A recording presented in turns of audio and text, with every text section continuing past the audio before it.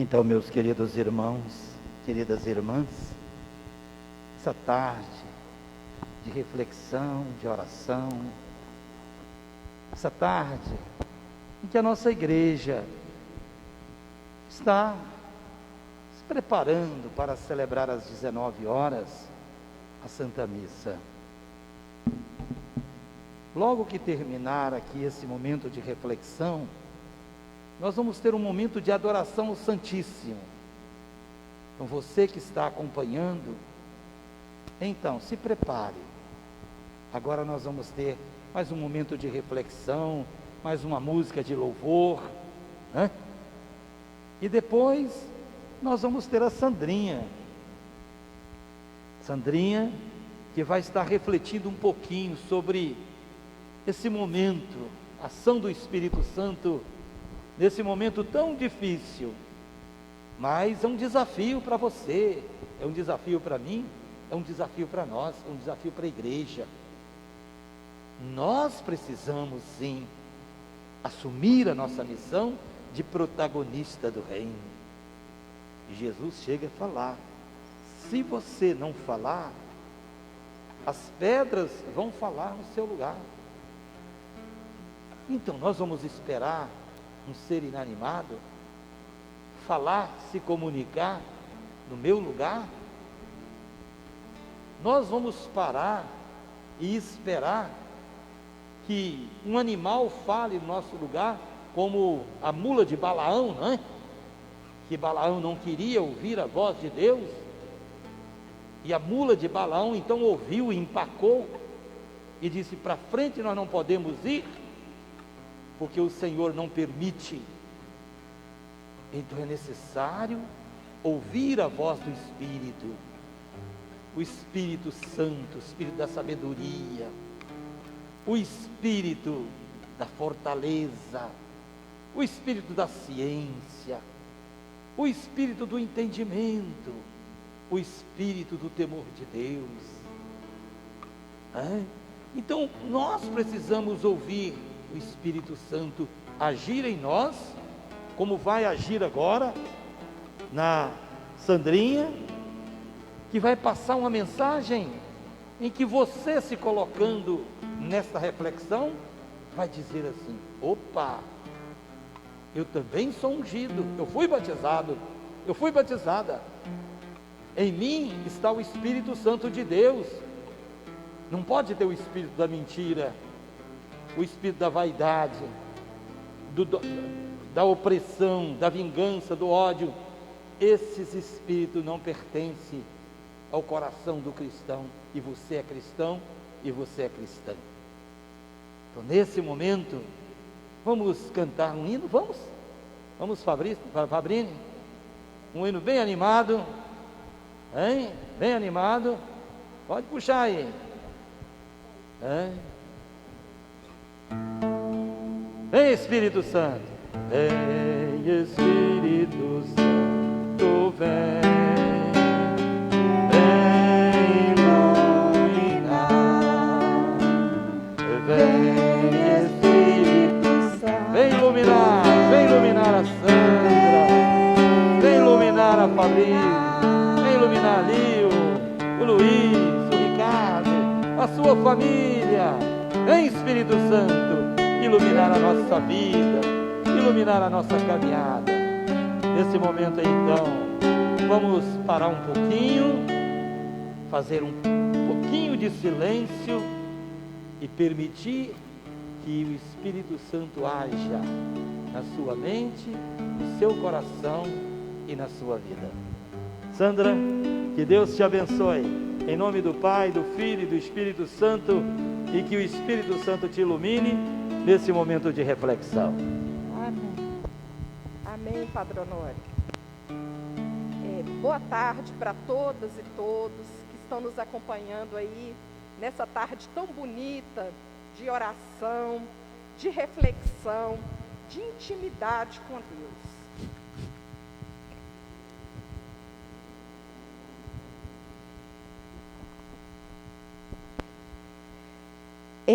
Nessa tarde, continuando as reflexões que a gente tem feito, né, ao longo do dia, foi solicitado que a gente agora, para fazer o encerramento desse primeiro momento, que a gente refletisse um pouquinho sobre o significado de falar em línguas. Falar em línguas. E, sem dúvida, esse é um assunto que gera muito interesse e dúvida também, confusão na cabeça do nosso povo. Sempre que se fala de Pentecostes, esse assunto vem à tona. Então, talvez valha a pena, dentro desse nosso retiro, a gente procurar entender um pouquinho o que isso significa. Afinal de contas, na Bíblia diz que, inspirados, animados pelo Espírito Santo, os discípulos falavam na sua própria língua e eram entendidos também por aqueles que falavam outras línguas. Então, esse é um mistério de Deus que vale a pena a gente se debruçar um pouquinho agora. Nesse dia, nós tínhamos conversado com as amigas e tínhamos pensado de começar essa conversa pensando assim: o que anda na língua do povo?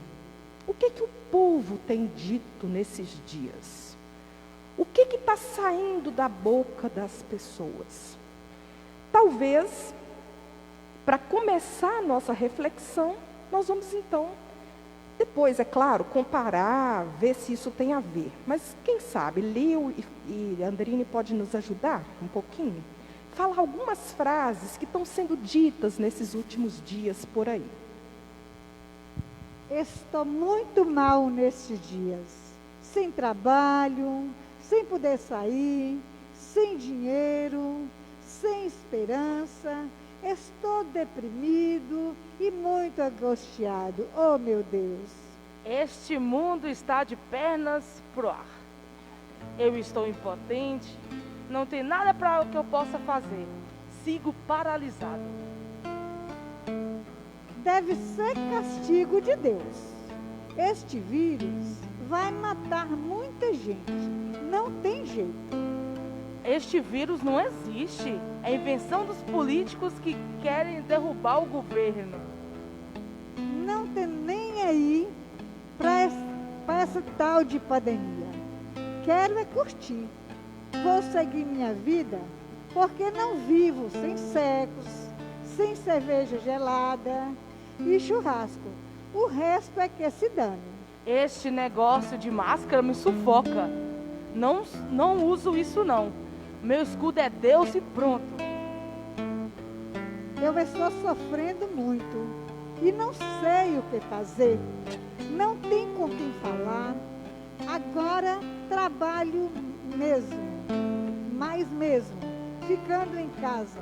Não posso ir na igreja, nem comungar. Estou arrasado. Os políticos não se entendem e confundem a gente. Um disse que é para obedecer os médicos e fazer isolamento, mas o governo federal diz que não temos que nos se preocupar. O que temos de voltar ao trabalho, porque a economia não pode parar. Sinto que estamos num país e num mundo sem direção. Pesadelo sem fim. Parece que, para eles, os pobres, os velhos e os doentes têm que morrer mesmo. Se você pensa diferente de mim, é problema seu. Esta é a minha opinião e não vou mudar. Guarde a sua para você, pois não quero nem te ouvir. O que você pensa e fala não me interessa. Sou mais eu. Não insista, senão vou te deletar das redes sociais. Vou te eliminar da minha vida, porque não suporto quem argumenta diferente de mim ou me contesta. Tem gente por aí seguindo a vida indiferente. Parece que não estão nem aí. Parece que nem são mais seres humanos. É só frieza e indiferença. Parece que a humanidade não deu certo. Para tudo, para este mundo que eu quero descer. Não tem mais salvação para a humanidade. Meus irmãos e minhas irmãs, evidentemente que dentro de um tempo tão difícil quanto este, que a gente está vivendo, com essa pandemia de proporção absurda, onde a economia parece que vale mais do que a vida das pessoas, dá para entender o desânimo nessas falas, a angústia, o medo das pessoas. Porém, a gente não pode concordar com essas falas. Essas falas, com certeza, não são a linguagem, não são o anúncio de Deus para a humanidade. Não é possível que um cristão faça discursos como estes. Essas palavras ditas, nós podemos dizer, foram malditas. Elas não são movidas pelo Espírito de Deus. Elas são movidas pelo espírito do desânimo, pelas trevas, pela dor. Pode ser chamado até de espírito de porco. Não são palavras que vêm do Espírito de Deus. Com certeza, meus irmãos, Deus tem algo diferente para nos dizer neste momento, nesse dia de Pentecostes, em meio a essa pandemia. E é sobre essa mensagem que Deus tem para nós que eu gostaria de conversar com vocês nesse tempo que nós temos. Daqui uns 30 minutos, a gente poderia trocar um pouco de ideias sobre qual é o projeto que Deus tem para a nossa humanidade. E também sobre como nós devemos fazer para comunicar esse projeto para toda a humanidade. E assim, ao pensarmos qual é a linguagem que a gente usa, a gente pode também, de certo modo, entender o significado de falar em línguas, que é o tema que a gente se propôs a trabalhar. Então, a primeira coisa que é necessário, me parece, é a gente fazer uma memória. Relembrar quem é o nosso Deus. Quem é o Deus que o cristão professa? Nosso Deus é aquele que nos escolheu do ventre da nossa mãe. Que nos escolheu para ser profeta entre as nações. E ele se revela plenamente em Pentecostes, como Pai, Filho e Espírito Santo. É um Deus amoroso, piedoso, que nos redime, que nos ama, que é paciente com a gente, que tem uma vida inteira para nos revelar, desde o nosso nascimento até o dia que a gente encontrar face a face com Ele. É um caminho de encontro com esse Deus amor. Ele não tem pressa, Ele vai se mostrando devagar, numa prosa que a gente faz com um amigo, numa celebração que a gente participa, num acontecimento da vida, num momento de sofrimento ou de alegria. Todas essas vivências são desculpas para a gente entender, conhecer melhor o rosto desse Deus que nos criou. Então, esse Deus amoroso, que é paciente, que nos ama, não é só um sujeito qualquer. Ele é um sujeito diferente de todos. Porque, sendo divino, sendo Pai Todo-Poderoso, Ele decide se tornar humano por amor a nós. Deus, no momento da história, decide entrar na humanidade e se fazer gente, para redimir a gente. E então, em Jesus Cristo, Deus se faz homem, se faz humanidade. E, na festa da ascensão, ou seja, logo após Ele subir ao céu, retornar ao céu, Ele diz: não se preocupem, meus apóstolos, meus seguidores, não se preocupem, eu sigo com vocês. O Espírito de Deus é o próprio Deus que permanece com a gente após a ascensão.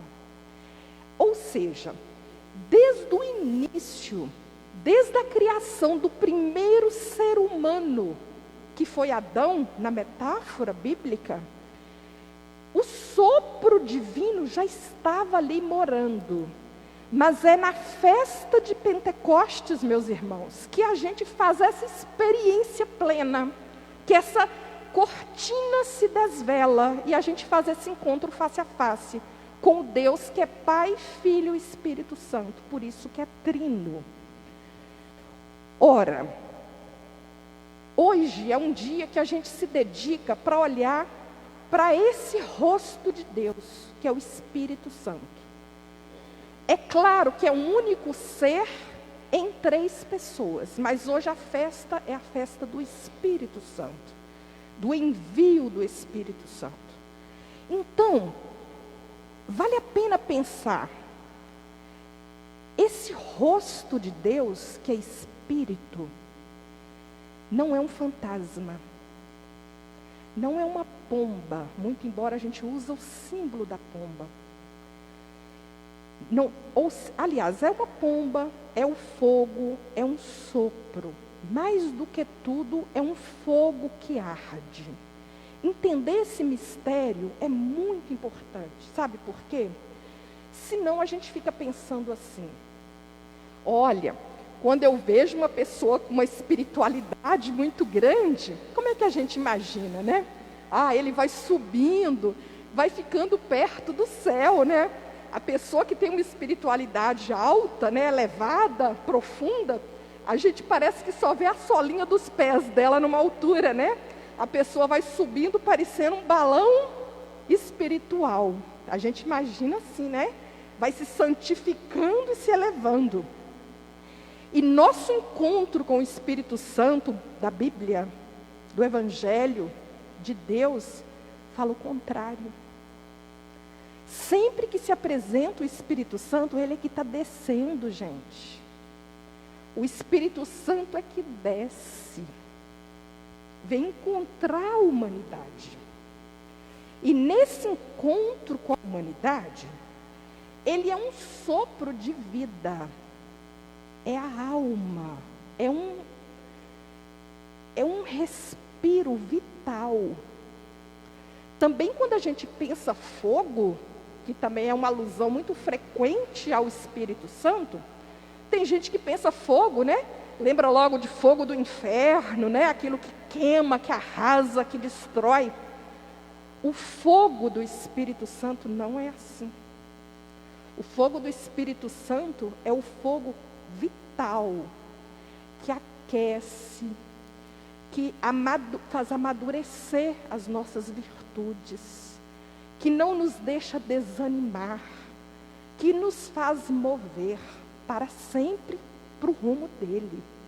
Então, quando a gente pensa Espírito Santo, nós estamos falando de algo imprescindível para o cristão. Sem ar, nós não respiramos.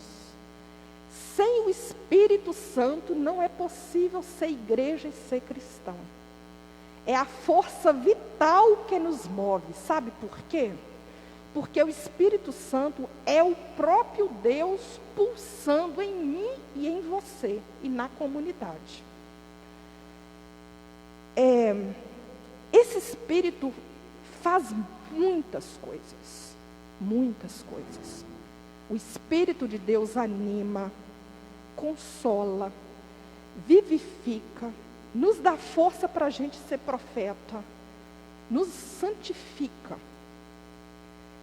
Em Deus, nós somos um. Então, aquilo que é humano se torna divinizado por amor do Pai, não porque a gente mereça. A gente é pecador, frágil, limitado. Mas, pela graça de Deus, a gente é promovido, não só a ser criatura, mas a ser co-criador do projeto de Deus. A partir desse ato amoroso, eu saio da condição de mera criatura e eu passo a ser aquele que serei continuador do projeto de criação que ele iniciou. Ele inaugura o reino de Deus e eu sou chamado a ser parceiro nessa caminhada de continuar construindo esse reino.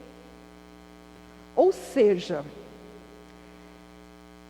quando a humanidade está bem, Deus se alegra, porque nos ama.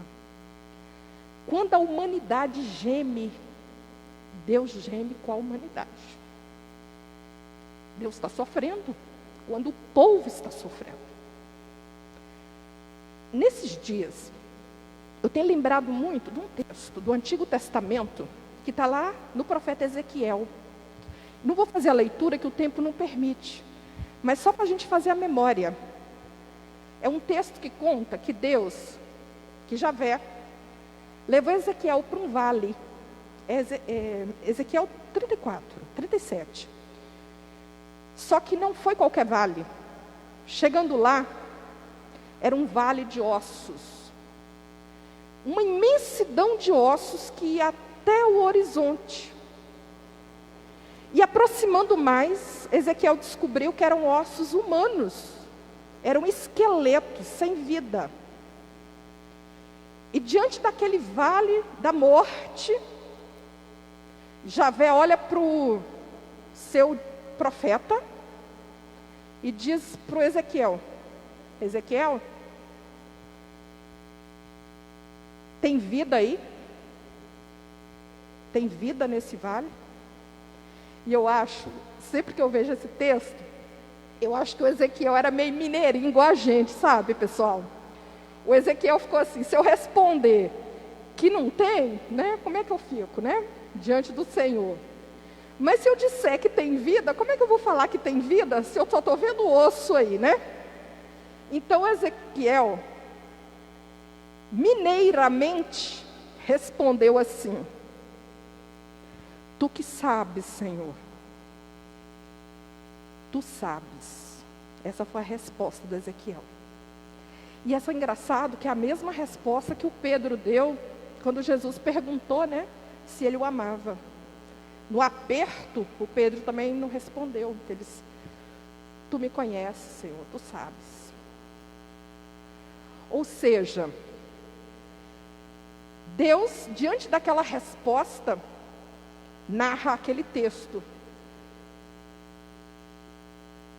Começou a rezar o Ezequiel, e aqueles ossos começaram a se mover, surgindo nervos, carne, depois pele, foram se juntando de modo que foram reanimando aquilo que estava morto.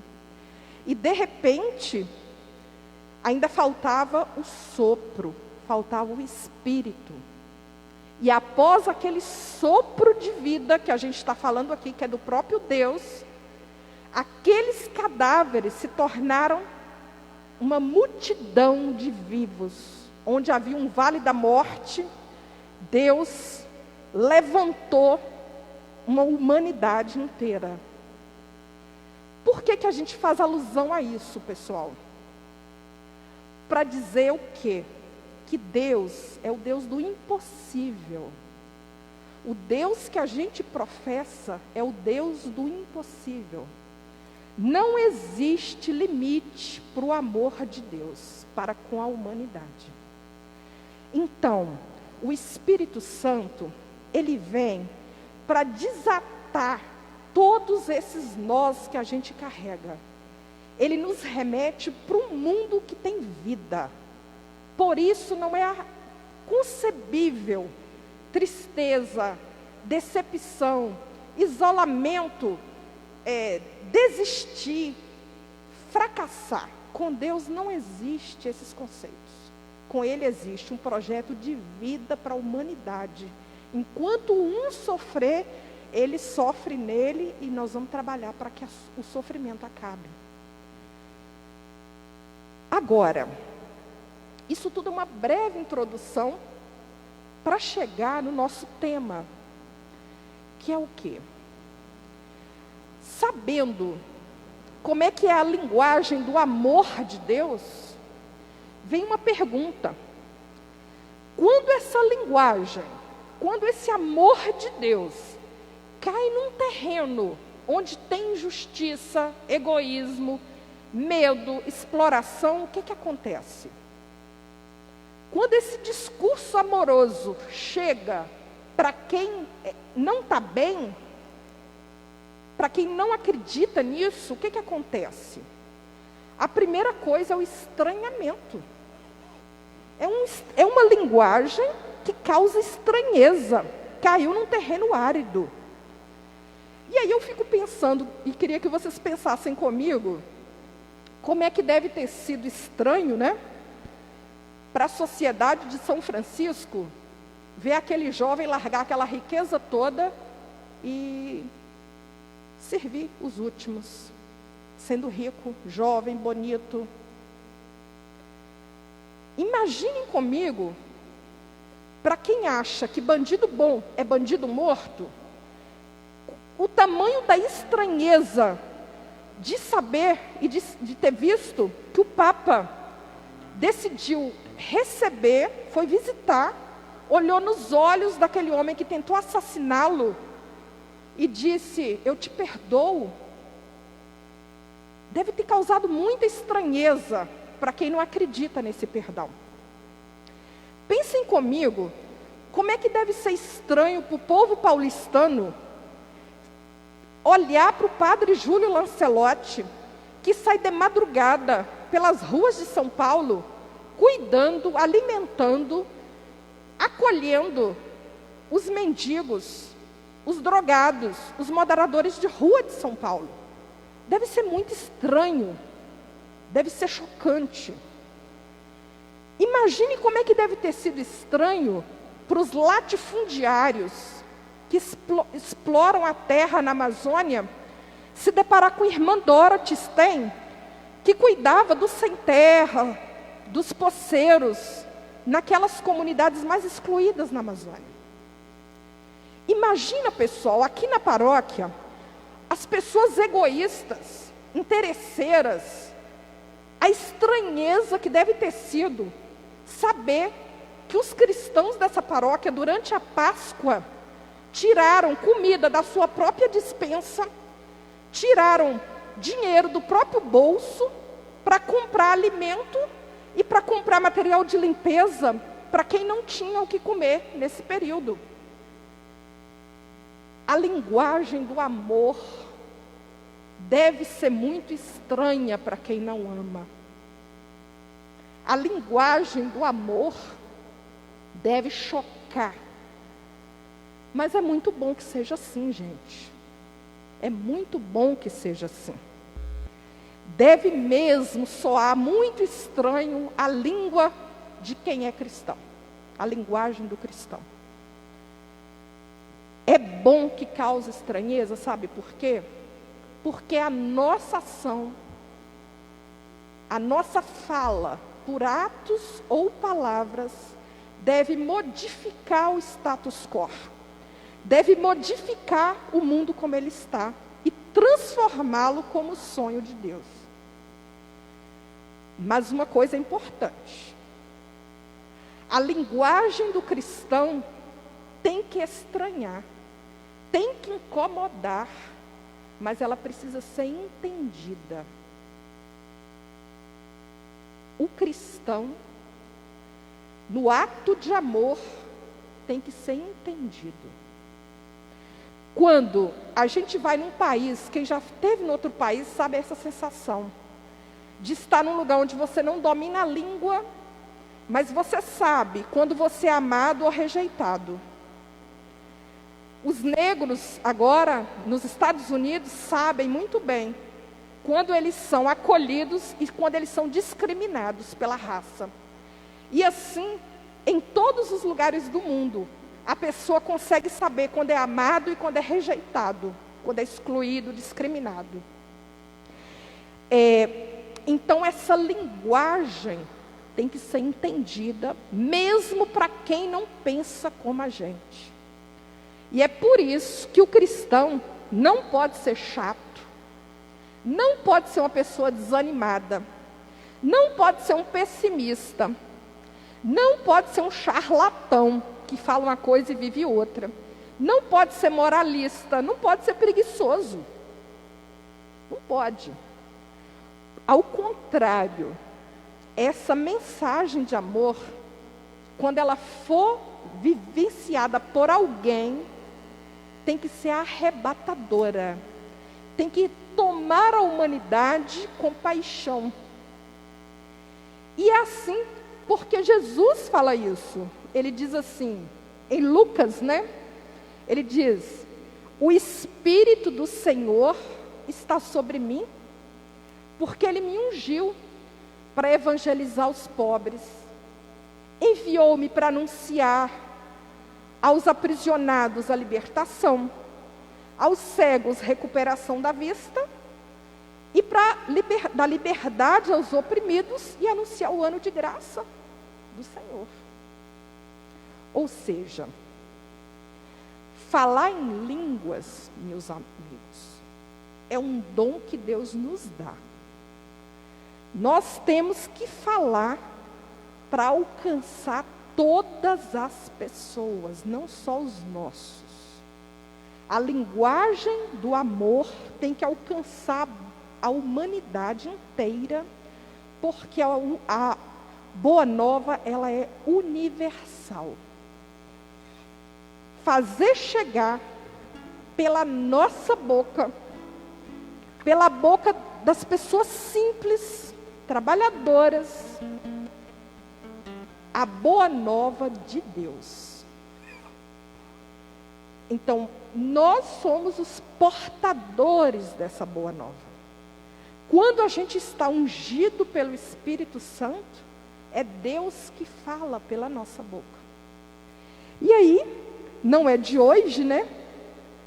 É um grande salto no abismo, né?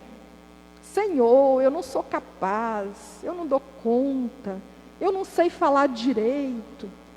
A gente fala, eu não tenho tempo. E aí, a gente não tem segurança nenhuma nessa hora. Mas a gente tem uma promessa. E essa promessa, ela vem consignada com o envio. Eu vou te mandar para os 4 cantos para anunciar a minha boa nova, que é nossa.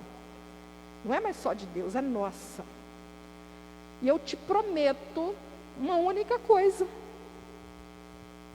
Qual que é? Eu vou estar com você até o último dia da sua vida. Então eu não estou sozinho, você não está sozinho. Então pode ter coragem, pode ter medo, mas precisa ter coragem. Nós não estamos sozinhos. Aí, olha que coisa bonita para encontrar no dia de Pentecostes. O Espírito que nos move, que é esse Espírito de Deus, nos assegura que a gente não tem nada para temer. Não tenha dúvida que a gente vai ser entendido, até por quem não fala a nossa língua. Olha que coisa imensa. Não serei eu que estou falando, será o próprio Deus falando em mim. E aí, quando a gente se entrega nessa missão, quando a gente se inunda desse Espírito Santo, a gente vai ficando santo como Deus é santo. Só que não é uma santidade da noite para o dia, é um processo diário de conversão, de alinhamento, de adesão nesse projeto de vida. E quando a gente se alinha no reino de Deus, não tem volta, é um projeto para sempre, aí é a conversão. E a última coisa que eu tenho para dizer hoje, o que é? Porque isso não esgota nunca. É que não dá para a gente fazer esse caminho sozinhos. O projeto de Deus não é para Sandrinha, para o Padonório, para Lio, para o Ricardo. Não é um projeto pessoal. O Espírito Santo aparece para a comunidade. E é a comunidade que me ajuda a não me perder no rumo. É na comunidade que eu encontro o Pai, que eu sou fortalecido pelo Espírito Santo, e é em comunidade que eu tenho que permanecer. Aí, olha que coisa bonita, né? A gente não está sozinho. Não estamos sozinhos porque o Pai está conosco, e a gente não está sozinho porque a gente tem a comunidade, que é o lugar de viver essa fé. Assim, a gente não pode perder tempo, mas também não precisa correr. A gente não precisa correr, mas a hora de começar é a qualquer hora.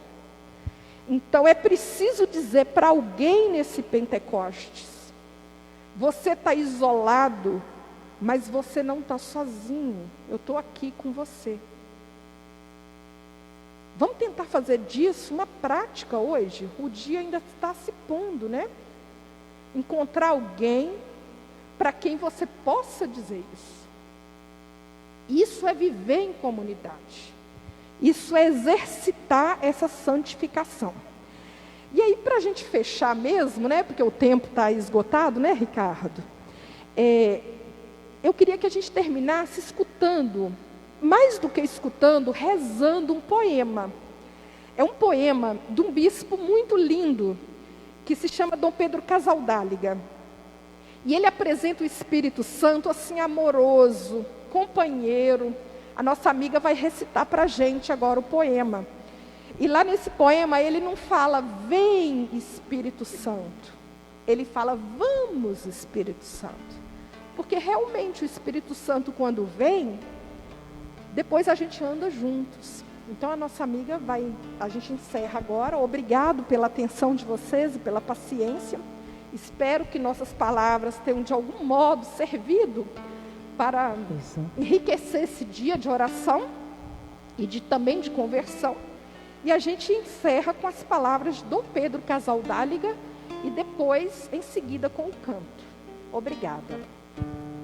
Vem, ou melhor, vamos fazer que nós vamos aonde tu nos levas.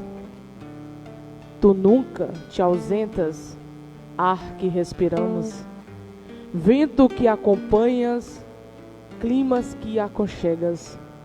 Vem para levar-nos por esse caminho, o caminho vivo que conduz ao reino. Vem para arrancar-nos numa ventania de verdade e graça, de tantas raízes de mentira e de medo que nos escravizam. Vem, feito uma brisa, para amaciar-nos, feito um fogo lento, um beijo gostoso, a paz da justiça, o dom da ternura, a entrega sem cálculos, o amor sem cobrança, a vida da vida.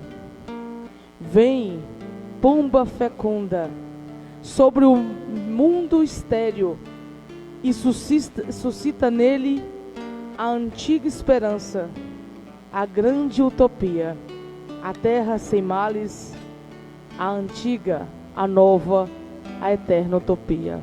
Vem, vamos Espírito.